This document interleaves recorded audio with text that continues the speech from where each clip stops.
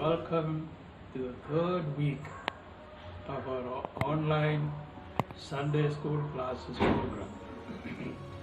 I hope the last 2 weeks have been beneficial to all our teachers and students who are unable to attend the Sunday schools. For that matter, this time let us remember all our friends in secular schools and colleges and Sunday schools even, who cannot attend the regular classroom teaching because of the coronavirus. But friends, let us make the best of the situation. Since all the classrooms are shut, the online classrooms are open. First of all, I want to impress upon you that when we learn anything through the online program or in the usual classrooms, the proof of learning is that there will be a visible, perceptible, experiential change in our behavior. So what we learn in our Sunday schools or secular schools is measured by the amount of behavioral changes in us. Our actions, our thinking, our reactions will all be influenced by what we learn and what we teach. So this applies to all the teachers as well as students. When we teach, we are transformed.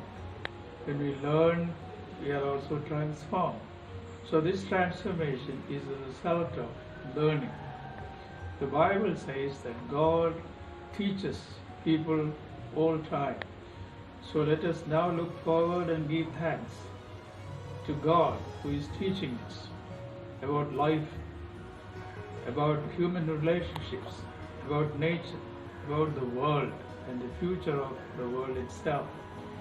These days, everybody is very anxious about survival of human beings, survival of life on this planet Earth.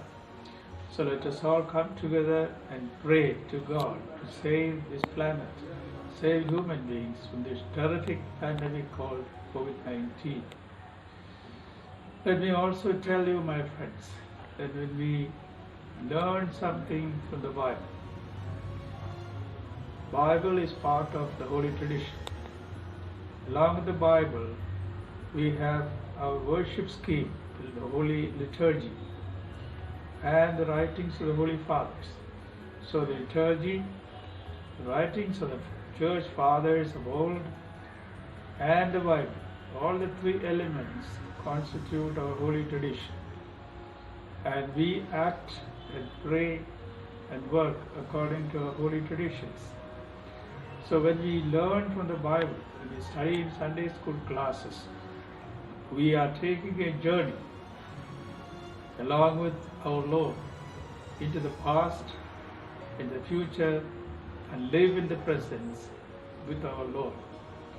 For example, when we read stories from the Old Testament, when we read about the Ten Commandments given through Moses, then we are taking a journey backwards to the time when Moses, who was a servant of God, ascended the mountain to receive the tablets containing the Ten Commandments. So we are to see before our mental eye what is happening there, maybe centuries ago. And when we come to the book of Psalms, we are singing hymns along with King David and other musicians. And in the Old Testament, we are taking a journey along with Jesus Christ and his disciples. And we are witnessing what he is doing. We are listening to what we are saying. So we are participating in a spiritual experience. Friends, I impress upon you that our Sunday school lessons and education is part of a very meaningful spiritual experience. Let us all benefit from it, in spite of all the difficulties experienced worldwide. Let us preserve what we have, learn what is valuable, learn how to pray intensely, or as St. Paul says, pray without ceasing. Let our learning be a form of prayer. Let our teaching also be a form of prayer. May God bless you and help you to benefit from the online Sunday school classes in the days ahead, every week following this week. May God bless you all. Thank you.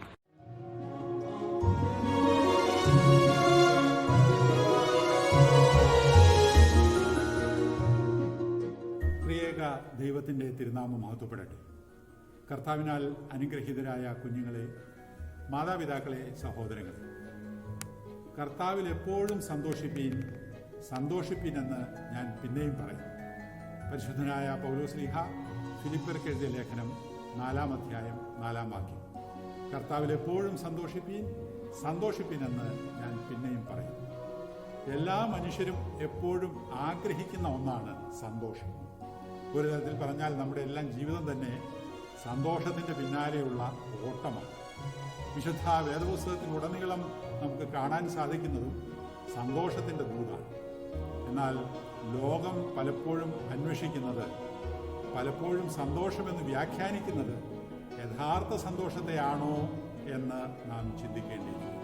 സന്തോഷം നമ്മൾ കണ്ടെത്തേണ്ടിയിരിക്കുന്നു. ഒരുവന് സന്തോഷം നൽകുന്നത് അവരന് സന്തോഷം നൽകിയെന്ന് വരികയില്ല. നമ്മുടെ ചുറ്റും സംഭവിച്ചുകൊണ്ടിരിക്കുന്നതായ കാര്യങ്ങളിൽ സന്തോഷം കണ്ടെത്താൻ നമുക്ക് കഴിഞ്ഞെങ്കിലേ സ്ഥായിയായി നിലനിൽക്കുന്നതായ സന്തോഷം ഉണ്ടാവുകയുള്ളൂ. പ്രതികൂല സാഹചര്യങ്ങളെ പോലും പ്രത്യാശയോടെ കാണാൻ കഴിയുന്നവന് എപ്പോഴും സന്തോഷം അനുഭവിക്കുകയാണ്. ലോകത്തിൽ പ്രയാസങ്ങളും പ്രതിസന്ധികളും ടെൻഷനും ആങ്സൈറ്റിയും എല്ലാം അനുഭവിക്കാത്തവരായിട്ട് ആരും കാണുകയില്ല. നമ്മളെല്ലാവരും ഈ ലോകത്തിൻ്റെ പിരിമുറുക്കങ്ങൾ അനുഭവിച്ച് ജീവിക്കുന്നവരാണ്. ഓരോരുത്തർക്കും അവരവരുടേതായിട്ടുള്ള പ്രയാസങ്ങൾ, പ്രശ്നങ്ങളില്ലാത്ത അവസ്ഥ സൃഷ്ടിക്കുക എന്നത് അസാധ്യമാണ്. എന്നാൽ അവയെ നേരിടുന്ന രീതിയിലാണ് നമുക്ക് സന്തോഷം നിലനിർത്താനും നഷ്ടപ്പെടാനും എല്ലാം ഇടയാണ്. സമ്പൂർണത നേടിയ ഒരാളെയും നമുക്ക് കാണാനാവില്ല. There is no perfect man. സമ്പൂർണതയുള്ള വ്യക്തിയോ കുടുംബമോ ഒന്നും കാണുകയില്ല. എന്നാൽ പ്രതികൂല സാഹചര്യങ്ങളെ നേരിടാൻ കരുത്താർജിക്കുന്നവനെ സന്തോഷം അനുഭവിക്കുക, സമാധാനം ലഭിക്കുകയും ഇത്തരത്തിൽ സന്തോഷം നമുക്ക് കണ്ടെത്താനും നമ്മുടെ ജീവിതത്തെ കരിപ്പിടിപ്പിക്കുന്നത് നമുക്ക് ചുറ്റും സംഭവിക്കുന്ന കാര്യങ്ങളാണ് എന്ന് തോന്നും. സന്തോഷത്തിന് ഭംഗം വന്നാൽ നമ്മൾ മറ്റുള്ളവരെ പലപ്പോഴും കുറ്റപ്പെടുത്തും. പക്ഷേ അറിവുള്ളവർ പറയുന്നത് ശ്രദ്ധിക്കുക, നമ്മുടെ ജീവിതത്തിൽ 10% മാത്രമേ നമുക്ക് ചുറ്റും സംഭവിക്കുന്ന കാര്യങ്ങൾക്ക് പ്രാധാന്യമുണ്ട്. ബാക്കി 90% നമ്മുടെ മനോഭാവമാണ് നമുക്ക് ദുഃഖവും സന്തോഷവും എല്ലാം തരുന്നത്. If you try to see things positively, you will find happiness. See things in a negative attitude, you will never find happiness. പരിശുദ്ധനായ പൗലോസ്ലീഹ തന്നെ വീണ്ടും പറയുന്നു, എപ്പോഴും നന്മ ചെയ്തുകൊണ്ടിരിക്കുക, എപ്പോഴും സന്തോഷിക്കുക. തെസ്സലോനിക്കർക്ക് എഴുതിയ 1-ാം ലേഖനം 5-ാം അധ്യായം 16-ാം വാക്യം. നന്മ ചെയ്യുന്നതിലൂടെ നമുക്ക് സന്തോഷം കണ്ടെത്താം. നന്മ എന്ന് പറയുമ്പോൾ അത് വിവിധ തരത്തിലാകാം. വലിയ വലിയ കാര്യങ്ങൾ, വലിയ സാമ്പത്തിക സഹായങ്ങൾ, അല്ലെങ്കിൽ ഒരാൾക്ക് ജോലി വാങ്ങിക്കൊടുക്കുക, പ്രതിസന്ധിയിൽ ഒരാളെ രക്ഷിക്കുക, അതുപോലുള്ള പ്രവൃത്തികൾ മാത്രമാണ് നന്മ എന്ന് ചിന്തിക്കരുത്. അവയെല്ലാം നന്മ തന്നെയാണ്. എന്നാൽ വളരെ കുറച്ചു പേർക്ക് മാത്രം ചെയ്യാൻ സാധ്യതയുള്ള കാര്യങ്ങളാണ്. എന്നാൽ എല്ലാവർക്കും ചെയ്യാൻ സാധിക്കുന്ന ഒന്നാണ് സ്നേഹം നൽകുക. നമ്മുടെ ഓരോ പ്രവൃത്തിയിലും എത്രമാത്രം സ്നേഹമുണ്ട് എന്നുള്ളതാണ്. എത്ര കാര്യങ്ങൾ നമ്മൾ ചെയ്തു എന്നതിനേക്കാൾ പ്രധാനം മദർ തെരേസയുടെ വചനങ്ങളാണ്. How much love there is in whatever we do is more important than the quantity of work. ചുള്ളിൽ തട്ടി ഒരു ശക്തിപ്പെടും. ഉചിതമായ സമയത്ത് ഒരു നന്ദി പ്രകടനം, ഒരു പ്രോത്സാഹനം, ഒരു ഛേദവുമില്ലാത്ത, ഒന്നും നഷ്ടപ്പെടാതെ നമുക്കെല്ലാം ചെയ്യാൻ കഴിയുന്ന കാര്യങ്ങളാണ്. അത് നമുക്കും മറ്റുള്ളവർക്കും സന്തോഷമാണ്. It is not the happy people who are thankful, it is the thankful people who are happy. സന്തോഷം വരുമ്പോൾ മാത്രം നന്ദി പ്രകടിപ്പിക്കുക എന്നതല്ല, നന്ദിയുള്ളവരാണ് സന്തോഷവാന്മാരാണ്. നന്ദിയില്ലാത്തവരുടെ ഹൃദയം അസൂയ കൊണ്ട് നിറഞ്ഞു. അസൂയ സന്തോഷത്തെ ഇല്ലായ്മ ചെയ്യും. വലിയ നേട്ടങ്ങൾ കൊയ്ത ഒരു സ്ത്രീ ഒരിക്കലൊരു വീഡിയോയിൽ പറയുന്നത് കേട്ടു, ഞാൻ വളരെ ഇൻഡിപെൻഡൻ്റ് ആണ്, എൻ്റെ സ്വന്തം കഴിവുകളാണ് എന്നെ ഇവിടെ വരെ എത്തിച്ചത്. അതുപോലെ നിങ്ങളെല്ലാവരും സ്വതന്ത്രരാകണം, ഇൻഡിപെൻഡൻ്റ് ആയിട്ട് ചിന്തിക്കാനും പ്രവർത്തിക്കാനും കഴിയണം, മറ്റാരിലും ഡിപ്പെൻഡൻ്റ് ആകരുത്. അത് കേട്ടപ്പോൾ എനിക്ക് തോന്നി, അഹങ്കാരി, നിന്റെ ജീവിതത്തിൽ ലഭിച്ചതായ അനേക കരുണകളോട് നിനക്കല്പമെങ്കിലും നന്ദി ഉണ്ടാകേണ്ട. നിന്നെ പോറ്റി വളർത്തിയ മാതാപിതാക്കൾ, ഉപദേശങ്ങൾ തന്ന് വളർത്തിയ ഗുരുജനങ്ങൾ, നേട്ടങ്ങളുടെ പാതയിലേക്ക് നിന്നെ തള്ളിവിട്ട അനേകം, അവരോടെല്ലാം അല്പമെങ്കിലും നിനക്ക് നന്ദി ഉണ്ടാകേണ്ടത്. എന്നെങ്കിലും ഈ ഗുണപാഠം ആ വ്യക്തി പഠിക്കുമെന്ന് ആണ്. നീതിമാന്മാരുടെ പ്രത്യാശ സന്തോഷമാണ്. സദൃശവാക്യങ്ങൾ 10-ാം അധ്യായത്തിൽ സന്തോഷവും നീതിയും തമ്മിൽ ബന്ധപ്പെട്ട് കിടക്കുന്നു എന്നാണ് ഈ വാക്യം സൂചിപ്പിക്കുന്നത്. നീതിമാന്മാരുടെ പ്രത്യാശ സന്തോഷം. സ്വർണം കടത്തിയ കള്ളക്കടത്തുകാർ ഏറെ സന്തോഷിച്ചു. ആരും കാണാതെ ധാരാളം അനീതി പ്രവർത്തിച്ചു, ധാരാളം സമ്പാദിച്ചു, തിന്നുകുടിച്ചു, കുറെ നാളെല്ലാം ആടി തിമിർത്ത് കാണും അവരും. എന്നിട്ട് ഇപ്പോൾ എന്തായി? കണ്ടെത്തിയ സന്തോഷം മിഥ്യയായിരുന്നു എന്ന് ഇന്ന് അവർക്ക് മനസ്സിലായി. തങ്ങളുടെ മുഖം മറയ്ക്കുവാൻ അവർ ബന്ധപ്പെടുകയാണ്. അനീതിയും അക്രമവും അഹങ്കാരവും സന്തോഷത്തെ ഇല്ലാതാക്കും എന്നാണ് സംശയം. മഹാഭാരത യുദ്ധത്തിൽ അധർമ്മത്തിന്റെ പര്യായമായി ദുര്യോധനൻ രാജാധികാരം പ്രാപിച്ച് ധനവും സമ്പത്തും നേടി പ്രജകളെ യഥേഷ്ടം ചൂഷണം ചെയ്ത് സന്തോഷിക്കുവാനാണ് യുദ്ധം ചെയ്തത്. മറ്റാരൊക്കെ യുദ്ധം വേണ്ട എന്ന് പറഞ്ഞപ്പോഴും ദുര്യോധനൻ പറഞ്ഞില്ല, യുദ്ധം വേണം, വേണം, എനിക്ക് ജയിക്കണം, എനിക്ക് ജയിക്കാൻ സാധിക്കും, യാതൊരു സംശയവുമില്ല. അഹങ്കാരമാണ്. എന്നിട്ട് സന്തോഷം കിട്ടിയോ? ഇല്ല. തൻ്റെ കൂടെ അജയ്യരായ പോരാളികൾ ഉണ്ട്, മറ്റാർക്കും അവരെ കീഴ്പ്പെടുത്താനാവില്ല എന്നായിരുന്നു ദുര്യോധനന്റെ അഹങ്കാരം. എന്നിട്ട് എന്തായി? മഹാരഥന്മാരായിരുന്ന ഭീഷ്മരും ദ്രോണരും കർണനും എല്ലാം ദുര്യോധന പക്ഷത്തുണ്ടായിരുന്നു. പക്ഷെ എല്ലാവരും യുദ്ധഭൂമിയിൽ വീണ് വീരമൃത്യു പ്രാപിച്ചു. ദുര്യോധനൻ കണ്ടെത്താൻ ശ്രമിച്ചതായ സന്തോഷം വലിയ വിലാപമായിട്ട് മാറിപ്പോയി. കാരണം അവൻ്റെ അഹങ്കാരവും അവൻ്റെ അനീതിയും. എൻ്റെ വചനങ്ങൾ ദീർഘിപ്പിക്കുന്നില്ല. പ്രാർത്ഥനയിലൂടെയും ദൈവ തിരുമുൻപാകെയുള്ളതായ സമർപ്പണത്തിലൂടെയും നമുക്ക് ചുറ്റും നടക്കുന്നതായ കാര്യങ്ങളെ പോസിറ്റീവായി കാണാൻ ശ്രമിക്കുമ്പോൾ നമ്മൾ ദൈവത്തോടും മറ്റുള്ളവരും നന്ദിയുള്ളവരാകും. അഹങ്കാരവും അത്യാഗ്രഹവും വെടിയുമ്പോൾ ദൈവം തന്നെ നമുക്ക് നൽകി അനുഗ്രഹിക്കുന്നതായ സമാധാനവും സന്തോഷവുമാണ് നിലനിൽക്കുന്ന യഥാർത്ഥമായ സമാധാനം. തനിക്ക് പ്രസാദമുള്ള മനുഷ്യൻ അവൻ ജ്ഞാനവും അറിവും സന്തോഷവും കൊടുക്കും. ദൈവം തനിക്ക് പ്രസാദമുള്ളവർക്കാണ് അറിവ്, ജ്ഞാനവും സന്തോഷവും. അതിന് നമ്മളെ പ്രാപ്തരാക്കേണ്ടതിന് ദൈവം തന്നെ പരിശുദ്ധാത്മാവിനെ അയച്ച് നമ്മൾ ഓരോരുത്തരെയും സന്തോഷമുള്ളവരും ശുദ്ധിമാന്മാരും നീതിയുള്ളവരും ജ്ഞാനമുള്ളവരുമാക്കി തീർക്കട്ടെ എന്ന് പ്രാർത്ഥിച്ചുകൊണ്ട് എൻ്റെ വചനം അവസാനിക്കും.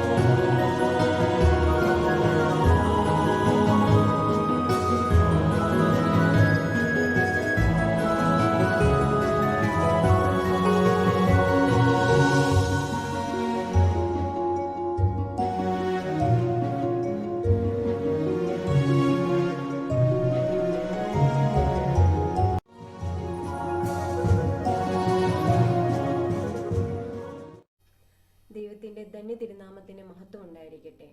ഇന്ന് നമ്മൾ പഠിക്കാൻ പോകുന്ന പാഠഭാഗം ഭാഗം 1 5-ാമത്തെ ചാപ്റ്ററാണ്. അതിൻ്റെ പേര് വേദപുസ്തക പരിചയം എന്നാണ്. നിങ്ങൾ എല്ലാവരും പതിവായി വേദപുസ്തകം വായിക്കാറുണ്ടോ? എന്താണ് വേദപുസ്തകത്തിന്റെ പ്രത്യേകതകൾ? അത് ദൈവവചനമാണ്. ദൈവാത്മ പ്രേരിതരായ വിവിധ എഴുത്തുകാരുടെ വാക്കുകളിലൂടെ തലമുറകളായി കൈമാറിയിട്ടുള്ള തിരുവെഴുത്തുകളാണത്. തലമുറകളിലൂടെ കൈമാറ്റം ചെയ്യപ്പെട്ട് അടുത്ത തലമുറയ്ക്ക് എത്തപ്പെടുന്നതിനെ നാം എന്താണ് പറയുന്നത്?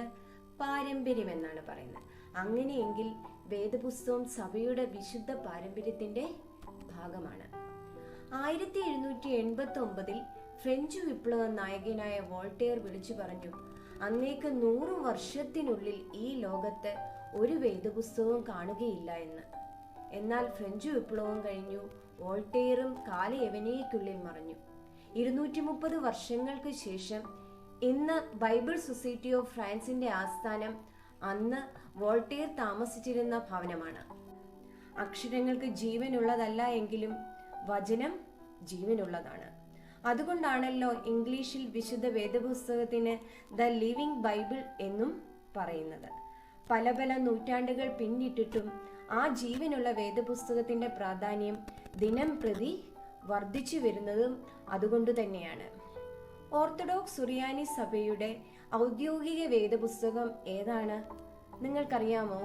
പശീത്തോ എന്നറിയപ്പെടുന്ന സുറിയാനി ഭാഷയിലുള്ള വേദപുസ്തകമാണ് ഓർത്തഡോക്സ് സുറിയാനി സഭയുടെ ഔദ്യോഗിക വേദപുസ്തകം. ഇതിലെ സുവിശേഷങ്ങൾ ആദ്യമായി മലയാളത്തിലേക്ക് തർജ്ജിമ ചെയ്തത് കായംകുളം സ്വദേശിയായ ഫിലിപ്പോസ് റമ്പാൻ, പുലിക്കോട്ടിൽ ഇട്ടൂപ്പ് റമ്പാൻ, ഭാഷാ പണ്ഡിതനായ തിന്മയ്യ പിള്ള എന്നിവർ ചേർന്ന് AD 1811 ഇവർ ഇത് മലയാളത്തിലേക്ക് വിവർത്തനം ചെയ്യുന്നത്. ഇന്ന് പൊതുവെ നമുക്ക് ലഭിച്ചിട്ടുള്ള വേദപുസ്തകമാണ് സത്യ വേദപുസ്തകം.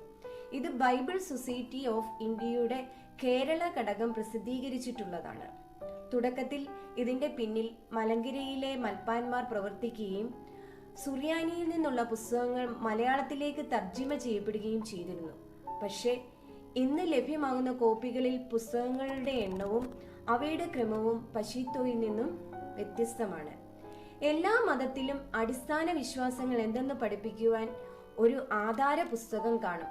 ഭഗവത്ഗീത ഹിന്ദുമതത്തിന്റെയും വിശുദ്ധ ഖുറാൻ ഇസ്ലാം മതത്തിന്റെയും ഗുരുഗ്രന്ഥ സാഹിബ് സിഖ് മതത്തിന്റെയും ആധാര ഗ്രന്ഥമാണ്.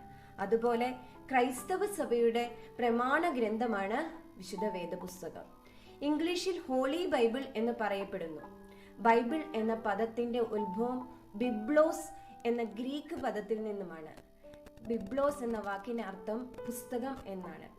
നാം സാധാരണ ഉപയോഗിക്കുന്ന സത്യവേദ പുസ്തകത്തിന് പ്രധാനമായി 2 ഭാഗങ്ങളാണുള്ളത്. ഈ 2 ഭാഗങ്ങൾ ഏതെല്ലാമാണെന്ന് നിങ്ങൾക്കറിയാമല്ലോ. പഴയ നിയമവും പുതിയ നിയമവും. ഇംഗ്ലീഷിൽ അതിനെ ഓൾഡ് ടെസ്റ്റമെന്റ് എന്നും ന്യൂ ടെസ്റ്റമെന്റ് എന്നും പറയുന്നു. ടെസ്റ്റമെന്റ് അഥവാ നിയമം എന്ന പദം ടെസ്റ്റമെന്റം എന്ന ലത്തീൻ പദത്തിൽ നിന്നും ഉണ്ടായതാണ്. അതിന്റെ ശരിയായ അർത്ഥം ഉടമ്പടി, സഖ്യം എന്നാണ്.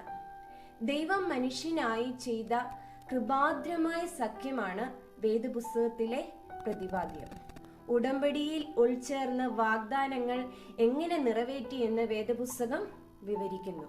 2 നിയമങ്ങളിലും ദൈവത്തിന്റെ ഹൃദയാവിഷ്കരണവും രക്ഷണ പ്രവൃത്തിയും ഉണ്ട്. ഇവയുടെ ആരംഭവും വളർച്ചയും പഴയ നിയമത്തിൽ കാണാം, പുതിയതിൽ അതിന്റെ പൂർത്തീകരണവും. പഴയതിൽ പ്രവചനവും വാഗ്ദാനവും പ്രതീക്ഷയുമായി നിൽക്കുന്ന അനുഗ്രഹങ്ങൾ, പുതിയതിൽ യാഥാർത്ഥ്യവും പൂർത്തീകരണവുമായി പ്രകാശിക്കുന്നു. രണ്ടിന്റെയും ലക്ഷ്യകേന്ദ്രം ഒന്നു തന്നെയാണ്, അതായത് യേശുക്രിസ്തു. യേശുക്രിസ്തുവിൽ കൂടി ദൈവം നിവർത്തിക്കുന്ന രക്ഷണ പ്രവർത്തനമാണ് വേദപുസ്തകത്തിന്റെ കേന്ദ്ര സന്ദേശം. നമ്മൾ സാധാരണയായി കാണുന്ന സത്യവേദ പുസ്തകത്തിൽ പഴയ നിയമഭാഗത്ത് എത്ര പുസ്തകങ്ങളുണ്ട്? നിങ്ങൾക്കറിയാമല്ലോ അല്ലേ? 39.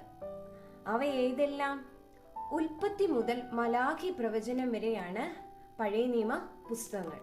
പുതിയ നിയമഭാഗത്ത് എത്ര പുസ്തകങ്ങളുണ്ട്? അതും നിങ്ങൾക്കറിയാം, 27 പുസ്തകങ്ങൾ. അവ വിശുദ്ധ മത്തായിയുടെ സുവിശേഷം മുതൽ വിശുദ്ധ യോഹന്നാൻ ശ്ലീഹ എഴുതിയ വെളിപാട് വരെയുള്ള പുസ്തകങ്ങളാണ്. രണ്ടും കൂടി ചേർന്ന് എത്ര പുസ്തകങ്ങളാണ്? 66 പുസ്തകങ്ങൾ. 66 പുസ്തകങ്ങളുടെ ശേഖരമാണ് വിശുദ്ധ വേദപുസ്തകം. പശീത്തോ ബൈബിളിൽ പഴയ നിയമ പുസ്തകങ്ങളുടെ എണ്ണത്തിലും ക്രമത്തിലും വ്യത്യാസമുണ്ട്. സാധാരണ ബൈബിളിൽ നിന്ന് 11 പുസ്തകങ്ങൾ കൂടുതലുണ്ട്, അതായത് 77 പുസ്തകങ്ങൾ. അങ്ങനെ പഴയ നിയമത്തിൽ 50 പുസ്തകങ്ങൾ, പുതിയ നിയമത്തിൽ 27 പുസ്തകങ്ങൾ, ആകെ 77 പുസ്തകങ്ങൾ. കൂടുതലായുള്ള 11 പുസ്തകങ്ങൾ ഏതെല്ലാമാണെന്ന് നമുക്ക് കാണാം.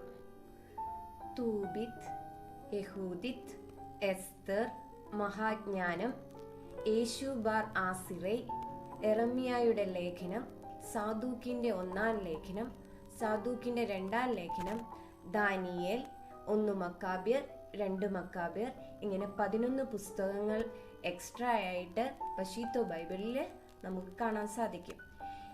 ഇത്രയും കണ്ടതിൽ നിന്നും ഒരു ചോദ്യം നിങ്ങളോട് ചോദിക്കട്ടെ. സാധാരണ വേദപുസ്തകവും പശീത്തോ വേദപുസ്തകവും തമ്മിലുള്ള പ്രധാന വ്യത്യാസം എന്ത്? ഇനി നമുക്ക് പഴയ നിയമ ഗ്രന്ഥങ്ങളിലൂടെ ഒന്ന് സഞ്ചരിക്കാം. പഴയ നിയമത്തിലെ ആദ്യത്തെ 5 പുസ്തകങ്ങളെ ഒരുമിച്ച് പഞ്ചഗ്രന്ഥങ്ങൾ എന്ന് വിളിക്കുന്നു. 5 ചുരുളുകളായി എഴുതപ്പെട്ടിരിക്കുന്നതിനാൽ 5 ചുരുളുകൾ എന്നർത്ഥമുള്ള പെന്ററ്റൂക്ക് എന്ന ഗ്രീക്ക് പദത്തിൽ നിന്നുമാണ് പഞ്ചഗ്രന്ഥം എന്ന പദം ഉണ്ടായത്. എബ്രായ ഭാഷയിൽ ഇതിന്റെ പേര് ന്യായപ്രമാണം എന്നർത്ഥമുള്ള തോറ എന്നാണ്. ഇതിന്റെ മലയാളമായി ഒറേത്തായുടെ പുസ്തകം, മോശയുടെ പുസ്തകം എന്നൊക്കെ പറയാറുണ്ട്. പാരമ്പര്യപ്രകാരം ഇതിന്റെ ഗ്രന്ഥകർത്തൃത്വം മോശയ്ക്കാണ്. എല്ലാം മോശയാൽ എഴുതപ്പെട്ടു എന്നതിലുപരി മോശയിൽ കൂടി പ്രധാനമായും ലഭിച്ചവ എന്ന അർത്ഥത്തിലാണ് മോശയുടെ പുസ്തകമായി ഇവയെ കരുതുന്നത്. ദീർഘദർശിമാരിൽ തലവനായ മോശയുടെ 1-ാം പുസ്തകത്തിൽ നിന്നും ബാറക്കിമോർ എന്ന് വിശുദ്ധ കുർബാനയിൽ പഴയ നിയമ വായനയിൽ ശുശ്രൂഷകാരൻ ചൊല്ലുന്നത് നിങ്ങൾ കേട്ടിട്ടുണ്ടല്ലോ അല്ലേ? ഏറ്റവും പുറത്തെ വലയം ആമുഖമായുള്ള ചരിത്രാതീത വിവരണങ്ങളാണ് ഉൽപ്പത്തി 1 മുതൽ 11 വരെയുള്ള അധ്യായത്തിൽ വിവരിക്കുന്നത്. ലോക സൃഷ്ടി, മനുഷ്യ സൃഷ്ടി, വീഴ്ച, ജലപ്രളയത്തിലൂടെയുള്ള ശിക്ഷ, നോഹയിലൂടെയുള്ള വീണ്ടെടുപ്പ് തുടങ്ങിയവ.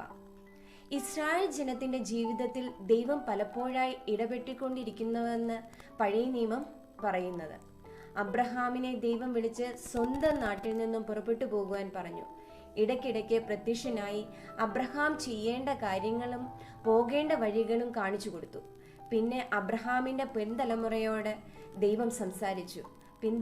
തലമുറക്കാരായിരുന്നത് ഇസ്ഹാക്ക്, യാക്കോബ്, യോസഫ് തുടങ്ങിയ പിതാക്കന്മാരാണ്.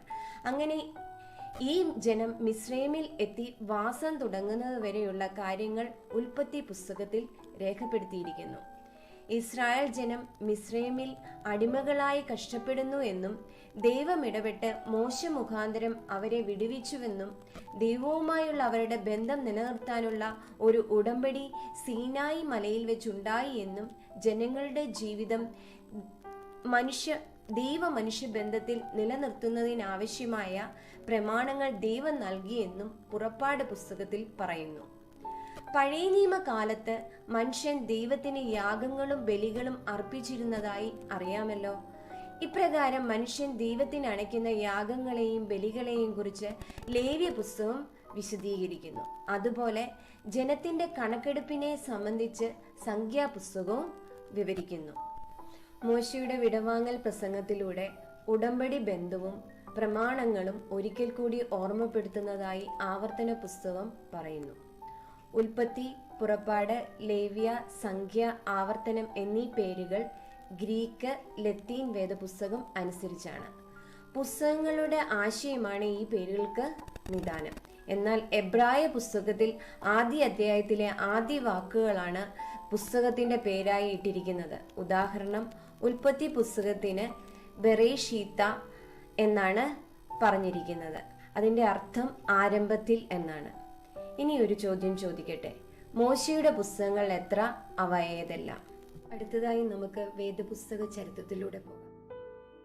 മോശയുടെ പിൻഗാമിയായ യോശുവയുടെ നേതൃത്വത്തിൽ വാഗ്ദത്ത നാടായ കാനാനിൽ എത്തി അവർ വാസമാക്കുന്ന കഥ യോശുവയുടെ പുസ്തകത്തിൽ നാം വായിക്കുന്നു.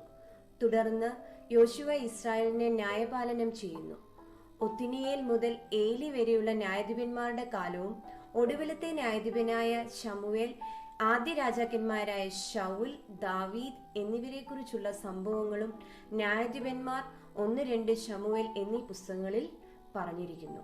ശലോമോന്റെ രാജ്യത്വം, രാജ്യവിഭജനം, വടക്ക് ഇസ്രായേൽ, തെക്ക് യഹൂദ്യ, 2 രാജ്യങ്ങളുടെ പതനം, പ്രവാസത്തിലേക്കുള്ള പോക്ക് എന്നിവയാണ് 1-2 രാജാക്കന്മാരുടെ ഇതിവൃത്തം. ഈ കഥകളുടെ ഒരു ആവർത്തനം 1-2 ദിനവൃത്താന്ത പുസ്തകങ്ങളിൽ വായിക്കാം. ഒപ്പം കുറേയേറെ വംശാവലികളും. പ്രവാസത്തിൽ നിന്നും മടങ്ങി വന്ന ജനതയുടെ സാംസ്കാരിക തനിമയ്ക്ക് വേണ്ടിയുള്ള തീഷ്ണതയാണ് എസ്രാ, നെഹമ്യ പുസ്തകങ്ങളുടെ കാതൽ. ഇങ്ങനെ അബ്രഹാം മുതൽ പ്രവാസത്തിൽ നിന്നും മടങ്ങിയ ജനതയുടെ ചരിത്രവും ദൈവത്തിന്റെ ഇടപെടലുമാണ് ഉൽപ്പത്തി മുതൽ നെഹമ്യാവ് വരെയുള്ള പുസ്തകത്തിലൂടെ നാം മനസ്സിലാക്കുന്നത്.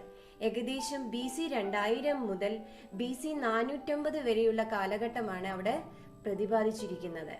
ഇതിനിടെ മനോഹരമായ ചിത്രകഥകളും, ഉദാഹരണത്തിന് രൂത്ത്, എസ്തർ, ഇസ്രായേൽ ജനം ആരാധനയ്ക്കും രാജവാഴ്ചയ്ക്കും തീർത്ഥാടനത്തിനും അനുതാപത്തിനും പെരുന്നാളുകളുടെ വായനയ്ക്കും മറ്റുമായി എഴുതിയ കീർത്തനങ്ങളും പാട്ടുകളും ക്രോഡീകരിച്ചത് നമുക്ക് ലഭിച്ചിട്ടുണ്ട്.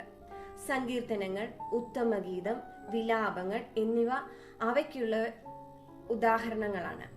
ന്യായപ്രമാണങ്ങളും ഉടമ്പടികളും ദൈവ മനുഷ്യ ബന്ധങ്ങളുടെ നിലനിൽപ്പിന്റെ ആധാരവും ജനത്തിന്റെ ധാർമ്മിക ജീവിതത്തിന്റെ അടിസ്ഥാനവുമായിരുന്നു. പക്ഷേ ഇസ്രായേൽ ജനത പലപ്പോഴും ഇതിൽ നിന്ന് തെറ്റിപ്പോയി. അപ്പോഴൊക്കെ അവരുടെ ഉടമ്പടിയിൽ അധിഷ്ഠിതമായ ധാർമ്മിക ജീവിതത്തിലേക്ക് തിരികെ കൊണ്ടുവരാൻ യത്നിക്കുന്നവരാണ് പ്രവാചകന്മാർ. ജനപ്രവാസികളായപ്പോൾ അവരെ ധൈര്യപ്പെടുത്തുകയും അവരുടെ സാംസ്കാരിക പുനരുദ്ധാനത്തിന് കൈത്താങ്ങ് നൽകുകയും ചെയ്തവരാണ് പ്രവാചകന്മാർ. യെശയ്യാ മുതൽ മലാഖി വരെയുള്ളവർ ഇങ്ങനെ ജനത്തെ പ്രബോധിപ്പിച്ചവരാണ്. ഇവയിൽ ഉൾപ്പെടാതെ ദൈവജനത്തിലെ ജ്ഞാനികളായവർ അവരുടെ അറിവിനെ ലോകത്തിന് പകർന്നു കൊടുക്കുവാൻ പരിശ്രമിച്ചു. ഇയ്യോബിന്റെ പുസ്തകം, സദൃശ്യവാക്യങ്ങൾ, സഭാപ്രസംഗി, ചില സങ്കീർത്തനങ്ങൾ എന്നിവ ജ്ഞാനത്തിന്റെ ഉറവിടങ്ങളായി ശോഭിക്കുന്നു. ഇങ്ങനെ ലോകാരംഭം മുതൽ മനുഷ്യന്റെ വീഴ്ചയും അതിൽ നിന്നുള്ള വീണ്ടെടുപ്പിന്റെ പ്രതീക്ഷയും ദൈവം മനുഷ്യ ചരിത്രത്തിൽ ഇടപെട്ടതിന്റെ അഥവാ ഇടപെട്ടുകൊണ്ടിരിക്കുന്നതിന്റെ വിശ്വാസ പഠനങ്ങളാണ് പഴയ നിയമ ഗ്രന്ഥങ്ങളിലൂടെ നമുക്ക് ലഭിക്കുന്നത്. വരുവാനുള്ള ഒരു രക്ഷകന്റെ, അതായത് മശിഹായുടെ പ്രതീക്ഷ നൽകിക്കൊണ്ടാണ് പഴയ നിയമം അവസാനിക്കുന്നത്. പഴയ നിയമങ്ങളെ 3ആയി നമുക്ക് തിരിക്കാം.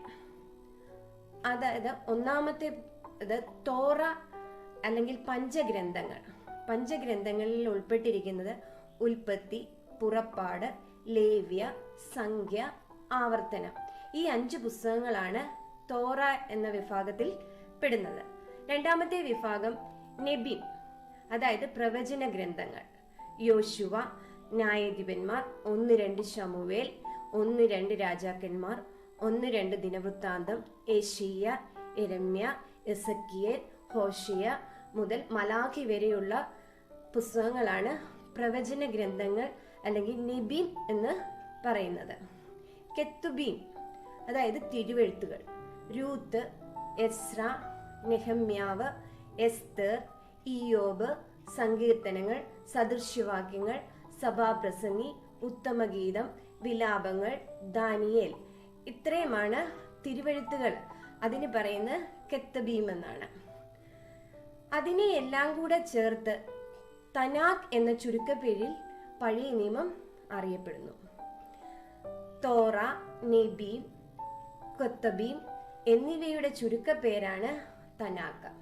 തിരുവെഴുത്തുകളിൽ കീർത്തനങ്ങളും ചരിത്രവും കഥയും ജ്ഞാനഗ്രന്ഥങ്ങളും വെളിപാട് സാഹിത്യവും ഉണ്ട്. ഇനി ഇതൊക്കെ പഠിച്ചതിൽ നിന്നും നമുക്കൊരു ചെറിയ ക്വസ്റ്റ്യൻ കേൾക്കാം. പഴയ നിയമഗ്രന്ഥങ്ങളെ പൊതുവെ എത്രയായി തിരിച്ചിരിക്കുന്നു? അവ ഏതെല്ലാം? അടുത്തായി നമുക്ക് പുതിയ നിയമഗ്രന്ഥങ്ങളെ കുറിച്ച് പഠിക്കാം. പുതിയ നിയമഗ്രന്ഥങ്ങൾ എത്ര എണ്ണം ഉണ്ടെന്ന് നിങ്ങൾക്കറിയാമല്ലോ. എത്ര എണ്ണം ഉണ്ട്? 27 എണ്ണം. പുതിയ നിയമഗ്രന്ഥങ്ങളെ 4ആയി തിരിക്കാം. സുവിശേഷങ്ങൾ എന്ന് പറഞ്ഞാൽ വിശുദ്ധ മത്തായി മുതൽ വിശുദ്ധ യോഹന്നാൻ ശ്ലീഹ വരെയുള്ള പുസ്തകങ്ങളാണ് സുവിശേഷങ്ങളായിട്ട് പറയപ്പെടുന്നത്. ചരിത്രഗ്രന്ഥങ്ങൾ അപ്പോസ്തല പ്രവൃത്തികളാണ് ചരിത്രഗ്രന്ഥം. ലേഖനങ്ങൾ റോമർ മുതൽ യൂദ വരെയുള്ള പുസ്തകങ്ങൾ ലേഖനങ്ങളാണ്. വെളിപാട് സാഹിത്യം യോഹന്നാൻ ശ്ലീഹ എഴുതിയ പുസ്തകമാണ് വെളിപാട് പുസ്തകം. അപ്പോസ്തലന്മാർ, സുവിശേഷകന്മാർ എന്നിവരോട് ബന്ധപ്പെട്ട പുസ്തകങ്ങളാണ് സുവിശേഷങ്ങളും അപ്പോസ്തല പ്രവൃത്തികളും ലേഖനങ്ങളും. സുവിശേഷങ്ങൾ കർത്താവിന്റെ ജനനം, പ്രവർത്തനം, ക്രൂശുമരണം, പുനരുത്ഥാനം എന്നിവ പ്രതിപാദിക്കുന്നു. സഭയുടെ ആദ്യകാലത്തെ വളർച്ചയെക്കുറിച്ച് അപ്പോസ്തല പ്രവൃത്തികൾ വിവരിക്കുന്നു. സഭയുടെ വിശ്വാസ സ്ഥിരീകരണത്തിന് ആവശ്യമായ ഉദ്ബോധനങ്ങളും ആഹ്വാനങ്ങളും താക്കീതുകളും ലേഖനങ്ങളിൽ ഉണ്ട്. പ്രതീകാത്മക ഭാഷയിൽ ഗൂഢാർത്ഥ പ്രാധാന്യമായതാണ് വെളിപാട് പുസ്തകം. കർത്താവായ യേശുക്രിസ്തുവിന്റെ ജനനം മുതൽ സ്വർഗാരോഹണം വരെയുള്ള സംഭവമാണ് സുവിശേഷങ്ങളുടെ കാതൽ. 4 സുവിശേഷങ്ങളുണ്ട്: വിശുദ്ധ മത്തായി, വിശുദ്ധ മർക്കോസ്, വിശുദ്ധ ലൂക്കോസ്, വിശുദ്ധ യോഹന്നാൻ.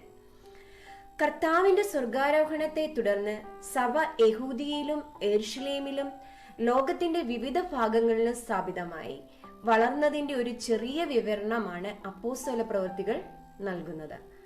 അപ്പോസ്തലന്മാർ സ്ഥാപിച്ച സഭകളിൽ ഉടലെടുത്ത പ്രശ്നങ്ങളോടുള്ള അവരുടെ പ്രതികരണം, ക്രിസ്തു സംഭവത്തെക്കുറിച്ചുള്ള പ്രബോധനം എന്നിവയെക്കുറിച്ചുള്ള ഒരു മനോഹരമായ ചിത്രം നമുക്ക് വരച്ചു കാട്ടുന്നു.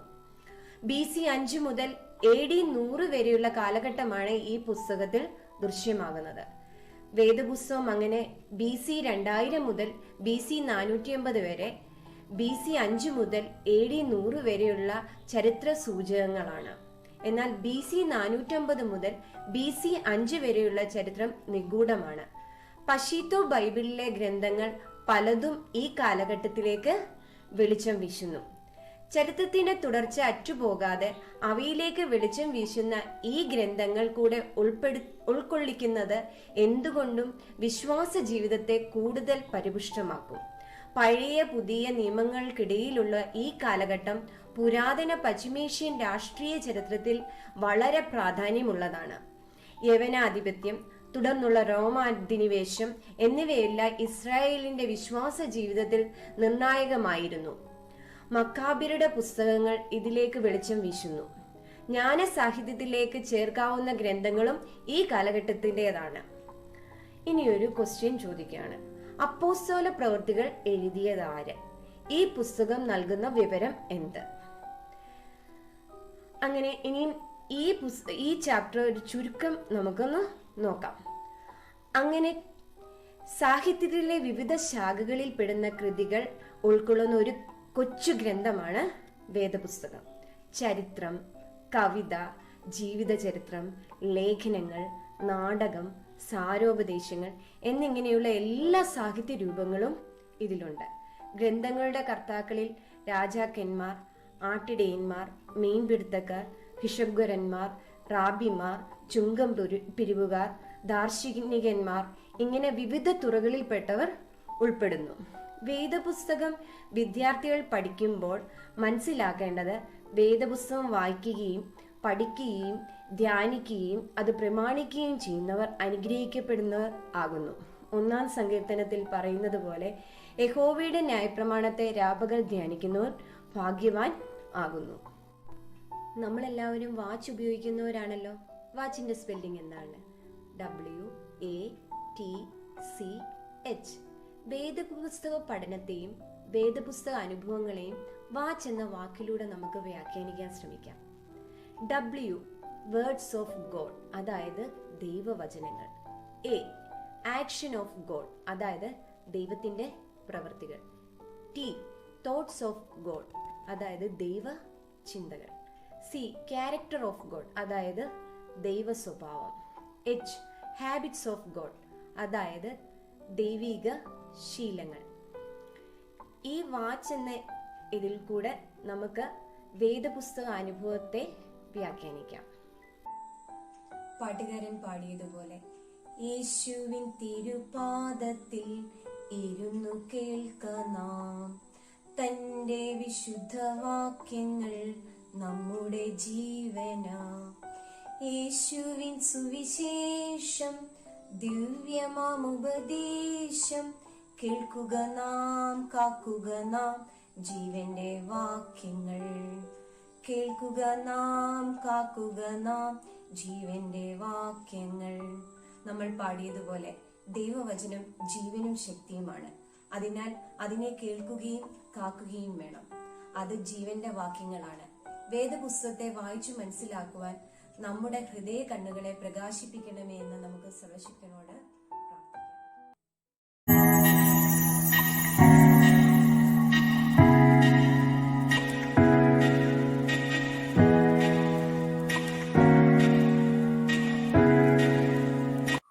ദൈവതിരുനാമത്തിന് മഹത്വമുണ്ടാകട്ടെ.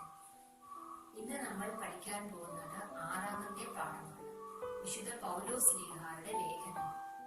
എന്താണ് ലേഖനങ്ങൾ എന്ന് പറഞ്ഞാൽ? ലേഖനങ്ങൾ എന്ന് പറഞ്ഞാൽ കത്തുകൾ എന്നാണ് അതിന്റെ അർത്ഥം. നിങ്ങൾ ആർക്കെങ്കിലും കത്തുകൾ അയക്കാറുണ്ടോ? എന്നാൽ ഇന്ന് കത്തുകൾക്ക് പകരം മൊബൈലിലൂടെയും ഇന്റർനെറ്റ് വഴിയും സന്ദേശങ്ങൾ അയക്കുകയാണ് പതിവ്. എന്നാൽ പഴയ കാലത്ത് വിവരങ്ങൾ അറിയിക്കാൻ ഈ മാധ്യമങ്ങൾ ഒന്നും തന്നെ ഉണ്ടായിരുന്നില്ല. ആകെ ഉള്ള ഒരു നല്ലൊരു മാധ്യമമായിരുന്നു കത്തുകൾ അയക്കുക എന്നത്. വിശുദ്ധ പൗലോസ് ശ്ലീഹ തന്റെ സഭകൾക്ക് അനേകം കത്തുകൾ അയച്ചിട്ടുണ്ട്. അവയിൽ ചില പ്രധാന കത്തുകളാണ് വിശുദ്ധ വേദപുസ്തകത്തിൽ പുതിയ നിയമഭാഗത്ത് ഉൾപ്പെടുത്തിയിരിക്കുന്നത്. പൗലോസ് ശ്ലീഹ എഴുതിയ 14 കത്തുകളെ കുറിച്ചാണ് നാം ഇന്ന് പഠിക്കാൻ പോകുന്നത്. അതിൽ തന്നെ എബ്രായ ലേഖനം അദ്ദേഹത്തിന്റേതല്ല എന്ന അഭിപ്രായമുണ്ടെങ്കിലും പാരമ്പര്യമായി അത് അദ്ദേഹം തന്നെയാണ് എഴുതിയതെന്ന് കരുതപ്പെടുന്നു. സുവിശേഷങ്ങൾ കഴിഞ്ഞാൽ, സുവിശേഷങ്ങൾ എത്ര എണ്ണമാണ്, ഏതെല്ലാമാണ് എന്ന് നിങ്ങൾക്കറിയാമല്ലോ. സുവിശേഷങ്ങൾ കഴിഞ്ഞാൽ ഏറ്റവും പ്രാധാന്യം അർഹിക്കുന്ന കൃതികൾ പൗലോസ് ശ്ലീഹായുടെ ലേഖനങ്ങളാണ്. അവയിൽ കൂടി അദ്ദേഹത്തിന്റെ വ്യക്തിത്വത്തെയും ചിന്താധാരകളെയും പറ്റി മനസ്സിലാക്കാൻ കഴിയുന്നു. എല്ലാ ലേഖനങ്ങളിലും അദ്ദേഹത്തിന്റെ വേദജ്ഞാനം തലയുയർത്തി നിൽക്കുന്നു എന്ന് തന്നെ പറയും. നേരത്തെ സൂചിപ്പിച്ചതുപോലെ പൗലോസ് ശ്ലീഹ തന്റെ സഭകൾക്ക് അനേകം കത്തുകൾ എഴുതിയിട്ടുണ്ട്. എന്നാൽ എഴുതിയ എല്ലാ കത്തുകളും നമുക്ക് ലഭ്യമായിട്ടില്ല. ചിലത് നഷ്ടപ്പെട്ടു എന്ന് തന്നെ വേണം കരുതാൻ. കൊരിന്ത്യർക്ക് എഴുതിയ 1-ാം ലേഖനം 5-ാം അധ്യായം 9-ാം വാക്യത്തിൽ അവർക്ക് അതിനു മുമ്പ് ഒരു കത്ത് എഴുതിയതിനെ കുറിച്ചും പറയുന്നുണ്ട്. അതുപോലെ കൊലോസ്യ ലേഖനം 4-ാം അധ്യായം 16-ാം വാക്യത്തിൽ ലൗദോക്യ സഭയ്ക്ക് ഒരു കത്ത് അയച്ചതായും പറയുന്നു. അത് നമുക്ക് ലഭ്യമായിട്ടില്ല. അപ്പം ഇത്രയും കാര്യങ്ങളാണ് നമ്മളിപ്പോൾ പറഞ്ഞത്. അതായത് പൗലോസ് ശ്ലീഹ 14 ലേഖനങ്ങൾ എഴുതിയിട്ടുണ്ട്. അതിൽ എബ്രായ ലേഖനം അദ്ദേഹത്തിൻ്റെതല്ല എന്ന് പറയുന്നെങ്കിലും അത് അദ്ദേഹം തന്നെയാണ് എഴുതിയതെന്ന് കരുതുന്നു. ഇനി ഈ കത്തുകളെ എങ്ങനെയാണ് തരം തിരിച്ചിരിക്കുന്നതെന്ന് നമുക്കൊന്ന് നോക്കാം. അതായത് 14 കത്തുകളിൽ 10 എണ്ണം സഭകൾക്ക് അയച്ച കത്തുകളായിട്ടും 4 എണ്ണം വ്യക്തികൾക്ക് അയച്ചവയായിട്ടുമാണ് തരം തിരിച്ചിരിക്കുന്നത്. വ്യക്തികൾക്ക് അയച്ച കത്തിൽ തന്നെ സഭകളെ കുറിച്ചാണ് ഏറെ പരാമർശിച്ചിട്ടുള്ളത്. ഓരോ കത്തുകളും ഓരോ പ്രത്യേക സാഹചര്യത്തിലാണ് എഴുതിയിട്ടുള്ളത്. അതായത് ഓരോ സഭയിലും ഉണ്ടായ പ്രശ്നങ്ങൾക്ക് പരിഹാരം നിർദ്ദേശിച്ചുകൊണ്ടായിരുന്നു പൗലോസ് ശ്ലീഹായുടെ കത്തുകൾ. ഇനി ഈ പ്രശ്നങ്ങൾ എന്തൊക്കെയാണെന്ന് നമുക്കൊന്ന് നോക്കാം. അതായത് വിശ്വാസപരമായ കാര്യങ്ങളിലെ സംശയം, സന്ദേഹം, ആഭ്യന്തരപരമായുള്ള ഭിന്നത, പിണക്കം, വേദവിപരീതങ്ങളുടെ നുഴഞ്ഞുകയറ്റം, സന്മാർഗപരമായ പിഴവുകൾ, അനുഷ്ഠാനപരമായ ക്രമക്കേടുകൾ, ഇങ്ങനെയുള്ള പല പ്രശ്നങ്ങളായിരുന്നു ഓരോ സഭയും നേരിട്ടുകൊണ്ടിരുന്നത്. ഒരു പക്ഷേ പൗലോസ് ശ്ലീഹായ്ക്ക് ഇതൊക്കെ നേരിട്ട് പോയി പരിഹരിക്കാൻ സാധിക്കുമായിരുന്നുവെങ്കിൽ ഈ കത്തുകളുടെ ഒന്നും ആവശ്യം ഉണ്ടാകുമായിരുന്നില്ല. അതുപോലെ എടുത്തു പറയേണ്ട മറ്റൊരു കാര്യം, ഇന്നും ഈ കത്തുകൾ വളരെ പ്രസക്തിയുള്ളതാണ്. അതിന് 2 കാര്യങ്ങളാണ് പറയുന്നത്. ഒന്നാമത്തേത്, അന്നത്തെ പ്രശ്നങ്ങൾ ഇന്നും പല രൂപത്തിലും ഭാവത്തിലും പ്രത്യക്ഷപ്പെടുന്നുണ്ട്. അതുകൊണ്ട് പൗലോസ് ശ്ലീഹായുടെ ലേഖനങ്ങൾക്ക് വളരെ പ്രാധാന്യമുണ്ട്. രണ്ടാമതായി, ഈ കത്തുകളൊന്നും പൗലോസ് ശ്ലീഹ അദ്ദേഹത്തിന്റെ പെട്ട പെട്ടെന്നുണ്ടായ ഒരു വിപ്ലവ ചിന്തയിൽ നിന്നോ ബുദ്ധിയിൽ നിന്നോ ഒന്നും എഴുതിയതല്ല, മറിച്ച് പരിശുദ്ധാത്മ പ്രചോദനത്താലാണ് ഈ കത്തുകളൊക്കെ അദ്ദേഹം എഴുതിയത്. ഇനി ഇത്രയും പഠിച്ചതിൽ നിന്നും 2 ചോദ്യങ്ങൾ ചോദിക്കുകയാണ്. വിശുദ്ധ പൗലോസ് ശ്ലീഹായുടെ എത്ര കത്തുകൾ വിശുദ്ധ വേദപുസ്തകത്തിലൂടെ നമുക്ക് ലഭ്യമായിട്ടുണ്ട്?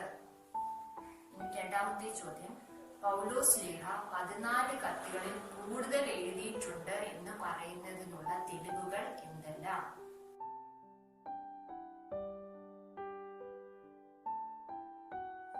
ഇനി ഈ കത്തുകളൊക്കെ ഏത് ഭാഷയിലാണ് എഴുതിയതെന്ന് നമുക്ക് നോക്കാം. ഒരു ഗ്രീക്ക് പണ്ഡിതനായ അദ്ദേഹത്തിന് ഗ്രീക്ക് ഭാഷ വളരെ എളുപ്പമായിരുന്നു. അതിനാൽ ഗ്രീക്ക് ഭാഷയിലായിരുന്നു ഈ ലേഖനങ്ങൾ എഴുതിയിരുന്നത്. വളരെ ലളിതവും സാധാരണവുമായ ഗ്രീക്കാണ് ലേഖനങ്ങളിൽ ഉപയോഗിച്ചിട്ടുള്ളത്. യഹൂദ പശ്ചാത്തലവും അദ്ദേഹത്തെ ഏറെ സ്വാധീനിച്ചിട്ടുണ്ട്. ഇനി ഈ കത്തുകളുടെ ഘടന, അത് എപ്രകാരം, അതായത് ഏത് രീതിയിലാണ് ഈ കത്തുകൾ എഴുതിയതെന്ന് നമുക്ക് നോക്കാം. ആദ്യമായി എല്ലാ കത്തുകളും ഒരു അഭിവാദനത്തോടെയാണ് ആരംഭിക്കുന്നത്. അതായത് ഒരു ഗ്രീറ്റിംഗ്സ് ഓർ സല്യൂട്ടേഷനോടുകൂടെ ആരംഭിക്കുന്നു. അതിനുശേഷം രണ്ടാമതായി അഭിവാദനത്തിന് ശേഷം ആർക്കുവേണ്ടി എഴുതുന്നു അവരുടെ ക്രിസ്തീയ ജീവിതാനുഭവം ഓർത്ത് ദൈവത്തിന് സ്തോത്രമർപ്പിക്കുന്നു. മൂന്നാമതായി ലേഖനത്തിന്റെ പ്രധാന ഭാഗം, അതായത് ബോഡി ഓഫ് ദി ലെറ്റർ, ഉന്നയിക്കാനുള്ള ഉപദേശങ്ങളും വ്യക്തമാക്കാനുള്ള വിശ്വാസ സത്യങ്ങളും അവതരിപ്പിക്കുന്നു. നാലാമതായി കത്തുകളുടെ സമാപനം, അതായത് ആശീർവാദം. ഈ കത്തുകളെല്ലാം തന്നെ ആരാധനാ സമൂഹത്തിൽ വായിക്കാനുള്ളവയായിരുന്നു. അതിനാൽ അതിനനുസരിച്ചുള്ള വാക്കുകളാണ് അദ്ദേഹം ഉപയോഗിച്ചിരുന്നത്. ഇനി ഈ കത്തുകൾ പലപ്പോഴും പൗലോസ് ശ്ലീഹ പറഞ്ഞുകൊടുത്ത് ഒരാൾ എഴുതുന്ന പതിവായിരുന്നു. അപ്രകാരം എഴുതിയ ഒരാളിന്റെ പേരാണ് റോമാലേഖനം 16-ാം അധ്യായം 22-ാം വാക്യത്തിൽ തെർത്തോസ് എന്ന വ്യക്തിയെ കുറിച്ച് പറഞ്ഞിരിക്കുന്നത്. അതായത് പൗലോസ് ശ്ലീഹ തന്റെ സ്വന്തം കൈകൊണ്ട് വളരെ കുറച്ച് മാത്രമേ എഴുതിയിരുന്നുള്ളൂ. ഓരോ ലേഖനത്തിന്റെ അവസാനം ഇങ്ങനെ കുറിക്കുമായിരുന്നു: പൗലോസായ എന്റെ കൈയാലെ വന്നു. ഇനി ഈ കത്തുകളൊക്കെ എങ്ങനെയായിരുന്നു പൗലോസ് ശ്ലീഹ സഭകളിൽ എത്തിച്ചിരുന്നുവെന്ന് നമുക്ക് നോക്കാം. അതായത് ഇന്നത്തെ പോലത്തെ വാർത്താവിനിമയ സൗകര്യങ്ങൾ അന്ന് ഇല്ലായിരുന്നുവെന്ന് നിങ്ങൾക്ക് എല്ലാവർക്കും അറിയാമല്ലോ. അതിനാൽ വിശ്വസ്തരായ വ്യക്തികൾ വശമായിരുന്നു ഈ കത്തുകൾ സഭകളിൽ എത്തിച്ചിരുന്നത്. റോമാലേഖനം 16-ാം അധ്യായം 1-ാം വാക്യത്തിൽ ഫേബ എന്ന വ്യക്തിയെ കുറിച്ചും എഫേസ്യ ലേഖനം 6-ാം അധ്യായം 21-ാം വാക്യത്തിൽ തിഹിക്കോസ് എന്ന വ്യക്തിയെ കുറിച്ചും പരാമർശിച്ചിരിക്കുന്നു. അതായത് വ്യക്തികൾ വശം, വിശ്വസ്തരായ വ്യക്തികൾ വശമായിരുന്നു ഈ കത്തുകളെല്ലാം പൗലോസ് ശ്ലീഹ സഭകളിൽ എത്തിച്ചിരുന്നത്. അതുപോലെ തന്നെ ഒരു സഭയിലേക്ക് എഴുതുന്ന കത്ത് മറ്റ് സഭകളിലും വായിക്കുന്ന പതിവുണ്ടായിരുന്നു. അതായത് നിങ്ങളുടെ ഇടയിൽ വായിച്ച് തീർത്ത ശേഷം ലൗദൂക്യ സഭയിൽ കൂടി വായിപ്പിക്കുകയും ലൗദൂക്യയിൽ നിന്നുള്ളത് നിങ്ങൾ വായിക്കുകയും ചെയ്യുമെന്ന് പറയുന്നു. ഇനി പൗലോസ് ശ്ലീഹ എഴുതിയ 14 ലേഖനങ്ങളിൽ ഏറ്റവും ആദ്യം എഴുതിയത് 1-ാം തെസ്സലോനിക്ക ലേഖനമാണ്. ചില പുസ്തകങ്ങളിൽ ഗലാത്യ ലേഖനം എന്ന് പറയുന്നെങ്കിലും അത് ശരിയല്ല. 1-ാം തെസ്സലോനിക്ക ലേഖനമാണ് അദ്ദേഹം ആദ്യം എഴുതിയത്. അതുപോലെ അവസാനം എഴുതിയത് തിമോത്തിയോസിനുള്ള 2-ാമത്തെ ലേഖനമാണ്. 1-ാം തെസ്സലോനിക്ക ലേഖനവും അവസാനം എഴുതിയത് തിമോത്തിയോസിനുള്ള 2-ാമത്തെ ലേഖനവുമാണ്. ഇനിയും പൗലോസ് ശ്ലീഹ തന്റെ ജീവിതകാലത്ത് വളരെയേറെ സന്ദർഭങ്ങളിൽ തടവറയിൽ പാർക്കേണ്ടതായിട്ടൊക്കെ വന്നിട്ടുണ്ട്. ആ സമയങ്ങളിലൊക്കെ, അതായത് തടവറയിലായിരുന്ന സമയങ്ങളിലൊക്കെ അദ്ദേഹം കത്തുകൾ എഴുതുക പതിവായിരുന്നു. അങ്ങനെ എഴുതിയതാണ് 4 കത്തുകൾ. അത് എഫേസ്യ ലേഖനം, കൊലോസ്യ ലേഖനം, ഫിലിപ്പിയ ലേഖനം, ഫിലേമോൻ ലേഖനം എന്നിവയാണ് ആ ലേഖനങ്ങൾ. ഈ ലേഖനങ്ങൾക്കെല്ലാം കൂടെ ചേർത്ത് പറയുന്ന പേരാണ് കാരാഗ്രഹ ലേഖനങ്ങൾ. അപ്പോൾ ഈ പേര് എന്തുകൊണ്ട് വന്നു എന്ന് നിങ്ങൾക്ക് മനസ്സിലായി കാണുമെന്ന് വിചാരിക്കുന്നു. അതുപോലെ 3 ലേഖനങ്ങളുണ്ട്. തിമോത്തിയോസിന് എഴുതിയ 2 ലേഖനങ്ങൾ, തീത്തോസിന് എഴുതിയ 1 ലേഖനം. ഈ 3 ലേഖനങ്ങൾ ഇടയ ലേഖനങ്ങൾ എന്ന പേരിലാണ് അറിയപ്പെടുന്നത്. എന്തുകൊണ്ടാണ് ഈ പേര് വന്നത് എന്ന് ചോദിച്ചാൽ, സഭയിലെ ഇടയന്മാരെ പറ്റി, അതായത് അപ്പോസ്തലന്മാരെ പറ്റി, അവരുടെ യോഗ്യത, കർത്തവ്യങ്ങൾ തുടങ്ങിയവയെ കുറിച്ച് പറയുന്നത് കൊണ്ടാണ് ഈ ലേഖനങ്ങൾ ഇടയ ലേഖനങ്ങൾ എന്ന് പറയുന്നത്. നമ്മുടെ എല്ലാ കൂദാശകളിലും സുവിശേഷ വായനയോടനുബന്ധിച്ച് പൗലോസ് ശ്ലീഹായുടെ ലേഖനങ്ങളിലുള്ള വായനയുണ്ട്. അതായത് വിശ്വാസപരമായ കാര്യങ്ങൾക്കും സന്മാർഗപരമായ പെരുമാറ്റങ്ങൾക്കും അവ അമൂല്യമാണ്. അതുകൊണ്ട് പരിശുദ്ധ സഭ പൗലോസ് ശ്ലീഹായുടെ ലേഖനങ്ങൾക്ക് വളരെയേറെ പ്രാധാന്യം നൽകിയിട്ടുണ്ട്. ഇത്രയും പഠിച്ച കാര്യങ്ങൾ നമുക്ക് വീണ്ടും ഒന്നുകൂടെ എന്തൊക്കെയാണെന്ന് നമുക്ക് നോക്കാം. അതായത് പൗലോസ് ശ്ലീഹ 14 ലേഖനങ്ങൾ എഴുതിയിട്ടുണ്ട്. അതിനെ രണ്ടായിട്ടാണ് തിരിച്ചിരിക്കുന്നത്. എബ്രായ ലേഖനം അദ്ദേഹത്തിൻ്റെതല്ല എന്ന് പറയുന്നെങ്കിലും അത് അദ്ദേഹം തന്നെയാണ് എഴുതിയതെന്ന് പറയുന്നു. 14 ലേഖനത്തിൽ 10 ലേഖനം സഭകൾക്ക് അയച്ചിട്ടുണ്ട്, 4 വ്യക്തികൾക്ക് അയച്ചവയാണ്. പിന്നെ എന്തിനായിരുന്നു ഈ കത്തുകൾ എഴുതിയത്, ഇത് എഴുതാനുള്ള സാഹചര്യം എന്താണ്, അതുപോലെ ഏത് ഭാഷയിലാണ് എഴുതിയത്, ഇതിന്റെ ഘടന എന്താണ്, ഇതെങ്ങനെയാണ് സഭകളിൽ എത്തിച്ചത്, ഇതെല്ലാം നമ്മൾ മനസ്സിലാക്കി കഴിഞ്ഞു. ഇനി അതിനുശേഷം 2-3 ചോദ്യങ്ങൾ കൂടെ ഞാൻ ചോദിക്കുന്നു. ഈ പൗലോസ് ശ്ലീഹ ഈ ലേഖനങ്ങൾ എഴുതുവാനുണ്ടായ കാരണങ്ങൾ അഥവാ സാഹചര്യങ്ങൾ എന്തെല്ലാം? അടുത്ത ചോദ്യം, പൗലോസ് ശ്ലീഹായുടെ ലേഖനങ്ങൾക്ക് എന്നും പ്രസക്തിയുണ്ട്, എന്തുകൊണ്ടാണ്? അടുത്ത ചോദ്യം, കാരാഗ്രഹ ലേഖനങ്ങൾ ഏതെല്ലാം? അവയെ അങ്ങനെ വിളിക്കാനുള്ള കാരണം എന്താണ്?